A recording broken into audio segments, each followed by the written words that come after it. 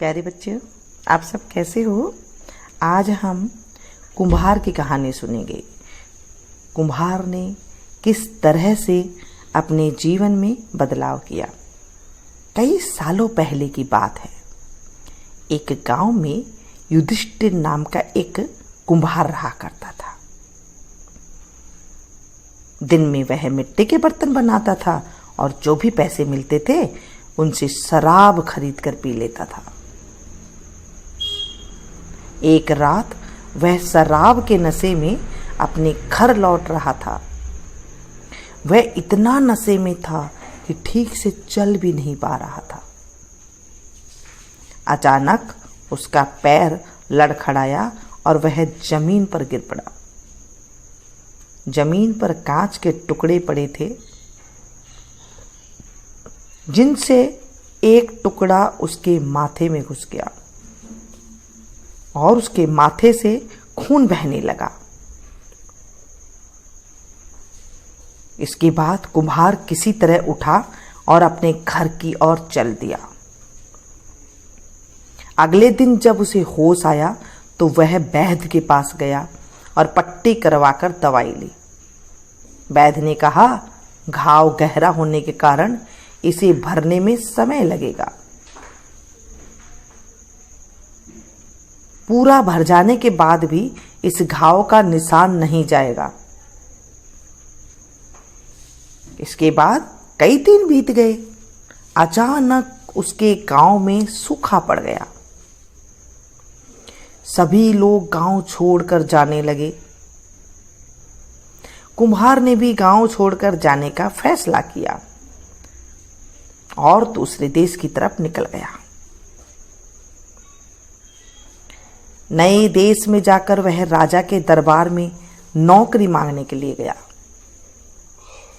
वहां राजा ने उसके माथे पर चोट का निशान देखा और सोचा यह जरूर कोई पराक्रमी योद्धा होगा और दुश्मन से लड़ते समय इसके माथे पर चोट लग गई होगी। यह सोचकर राजा ने उसे अपने दरबार में एक खास जगह दे दी और उस पर विशेष ध्यान देने लगे।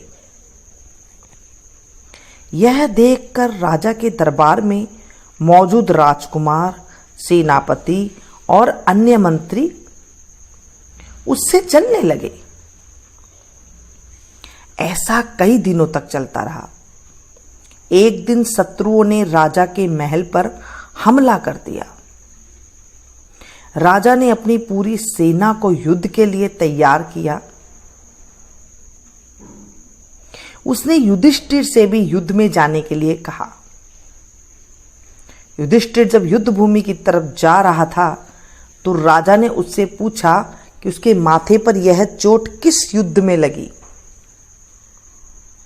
इस पर कुम्हार ने सोचा कि अब वह राजा का भरोसा जीत चुका है। अब अगर वह राजा को सच बता देगा तो कोई समस्या नहीं होगी। यह सोचकर उसने राजा से कहा, राजन, मैं तो कोई योद्धा ही नहीं हूं। मैं तो एक साधारण सा कुम्हार हूं। यह चोट मुझे किसी युद्ध में नहीं बल्कि शराब पीकर गिरने के कारण लगी थी। कुम्हार की यह बात सुनकर राजा को बहुत गुस्सा आया। उसने कहा, तुमने मेरा विश्वास तोड़ा है और मुझे छलकर दरबार में इतना ऊंचा पद पाया है। निकल जाओ मेरे राज्य से। कुम्हार ने राजा से बहुत मिन्नत की। उसने कहा कि अगर उसे मौका मिले तो वह युद्ध में राजा के लिए प्राण भी दे सकता है।